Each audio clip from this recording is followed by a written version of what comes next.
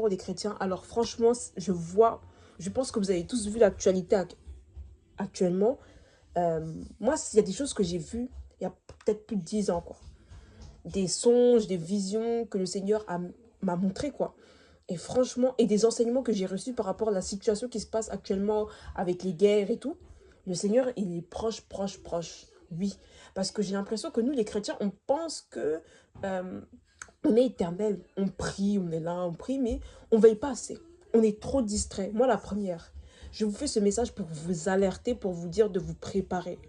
Parlons de Jésus de plus en plus. N'ayons plus peur de témoigner ce qu'il fait dans notre vie. J'ai l'impression que nous, on est les seuls à avoir peur de cacher qui nous sommes réellement. Et c'est tellement dommage. Parce qu'il y a des personnes qui veulent entendre le message que nous, on a entendu. Il y a des enseignements que j'ai reçus il y a plus de 10 ans, je pense. Il y a 10 ans ou plus de 10 ans. Mais en tout cas, il y a des enseignements que j'ai reçus, que je vois actuellement. Je vois des choses qui se passent sous nos yeux. Et je me dis, mais waouh! Waouh, waouh, waouh, waouh, waouh. Et nous, on dort, on est distrait, on aime le monde. Les chrétiens, on aime le monde. Assumons qu'on aime le monde. On aime le monde. Nous aimons le monde et on fait semblant. On fait semblant, mais on est tellement attaché aux choses vaines.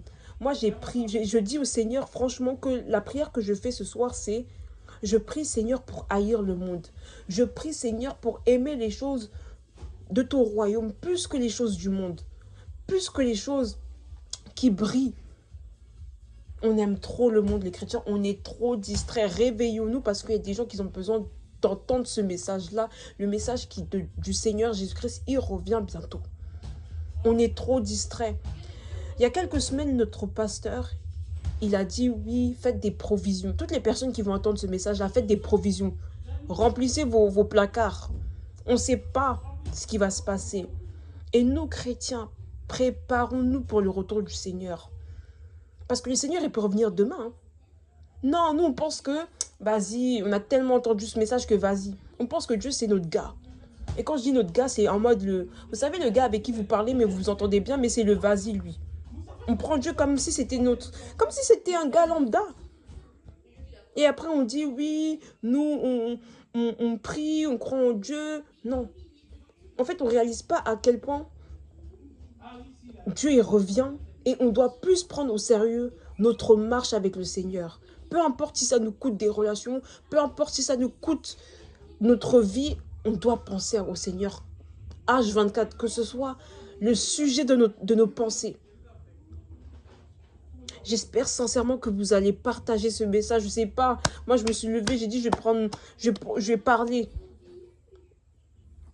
On est fatigué, on est trop fatigué, les chrétiens, on est fatigué. Et quand je dis on est fatigué, c'est spirituellement, ça ne va pas. On est trop distrait. Prions. Revenons à la base. La lecture de la Bible, la méditation de la Bible. Retourner à l'église. Trouver une bonne église surtout. Moi, personnellement, j'ai trouvé une bonne église et je remercie le Seigneur Jésus pour l'église où je suis actuellement. Et prier, avoir une vraie vie de prière, juste ça. Hein. Faites juste ça, faites juste le minimum. En tout cas, quand je dis le minimum, c'est la parole de Dieu et la vie de prière. Il y a des personnes qui sont là, vous courez d'église en église alors que vous ne lisez pas votre Bible. Vous ne priez pas, vous priez uniquement à l'église. Revenons à la base des bases. J'espère sincèrement que ce message va vous toucher.